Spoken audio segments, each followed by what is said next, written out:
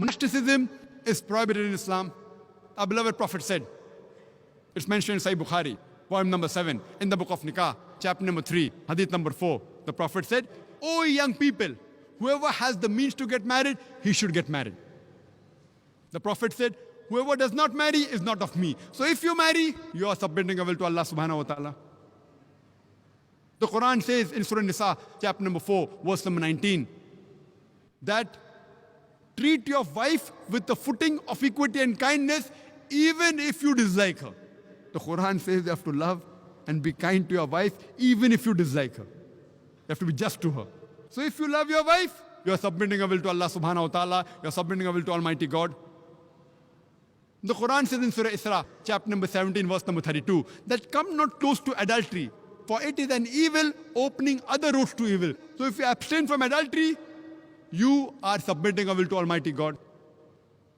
In Islam, we have a system of modesty, which is the same in Christianity.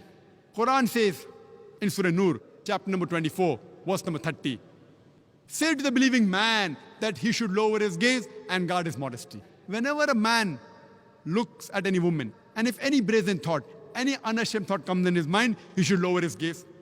The same message is given in the Gospel of Matthew, chapter number 5, verse number 27 and 28, where Jesus Christ, peace be upon him, says, "It has been said of the old times that thou shalt not commit adultery. But I say unto you, whosoever looketh upon a woman to lust after her has already committed adultery in his heart." The same as the Quran says, that lower your gaze, Jesus Christ, peace be upon him, says that anyone who looketh upon a woman to lust after her has already committed adultery in his heart. The next verse, Surah Nur, chapter number 24, verse number 31 says, say to the believing woman that she should lower her gaze and guard her modesty, and display not a beauty except what appears ordinary of, and to draw her veil, a head covering over the bosom, and display not a beauty except in front of her father, her husband, her sons, and a big list of mahram, the close relatives who she can't marry is given.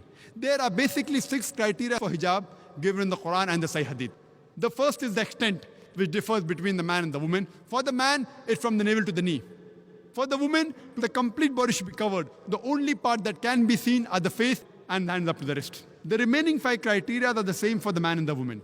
The second is, the clothes they wear, it should be loose. It should not be tight-fitting. It should not reveal the figure. Third, the clothes should not be transparent.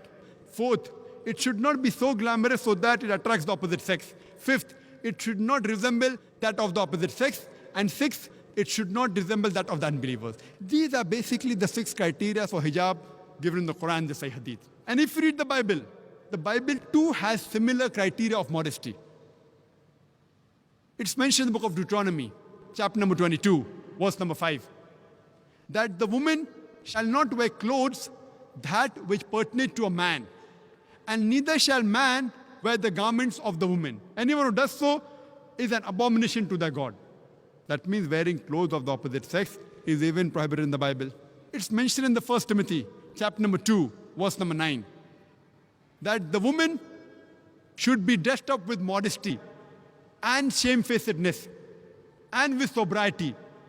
They should not have braided hair, or should not wear gold or pearls or costly array. And it's mentioned in the 1 Corinthians, chapter number 11, verse number 5 to 6, that the woman that prophesies or prays with a head uncovered, a head should be shaved off.